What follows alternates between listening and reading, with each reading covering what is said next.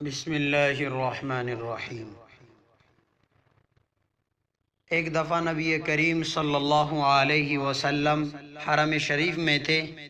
کفار نے آ کر نبی علیہ السلام کو ایذا پہنچانی شروع کر دی۔ ایک کافر کہیں باہر نکلا، اس نے سیدنا صدیق اکبر کو دیکھا اور کہنے لگا، ادرک صاحبک، کہ تو اپنے دوست کا خیال کر، اس کو تو کفار ایذا پہنچا رہے ہیں۔ آپ بھاگے ہوئے مسجد میں پہنچے اور مجمع کو چیر کر اندر گئے۔ فرمانے لگے، اتقتلون رجلا ان یقول ربی اللہ، کیا تم اس ہستی کو مارنا چاہتے ہو جو یہ کہتے ہیں کہ میرا رب اللہ ہے، میرا پالنہار اللہ ہے؟ اب کافروں نے نبی علیہ السلام کو چھوڑ کر ان کو مارنا شروع کر دیا۔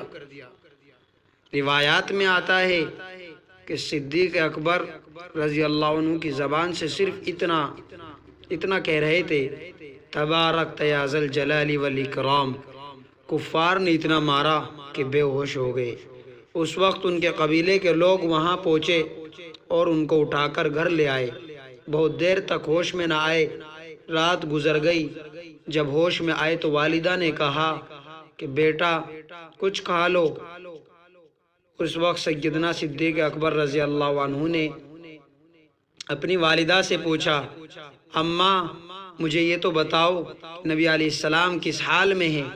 اس نے کہا، بیٹا تیرا اپنا حال یہ ہے کہ جسم زخموں سے چور چور ہو چکا ہے، اب بھی پوچھ رہے ہو کہ ان کا کیا حال ہے؟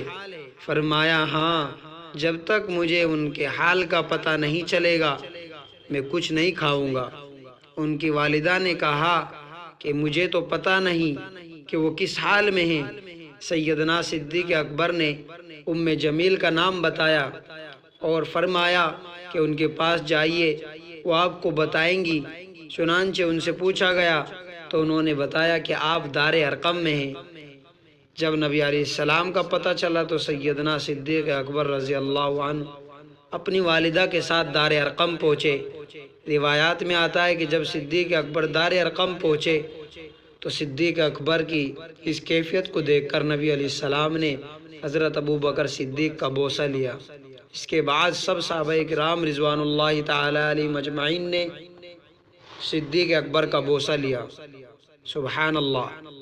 مر کر کسی کی زلف پہ معلوم ہو تجھے، مر کر کسی کی زلف پہ معلوم ہو تجھے، فرقت کی رات کٹتی ہے کس بے چوتاب میں۔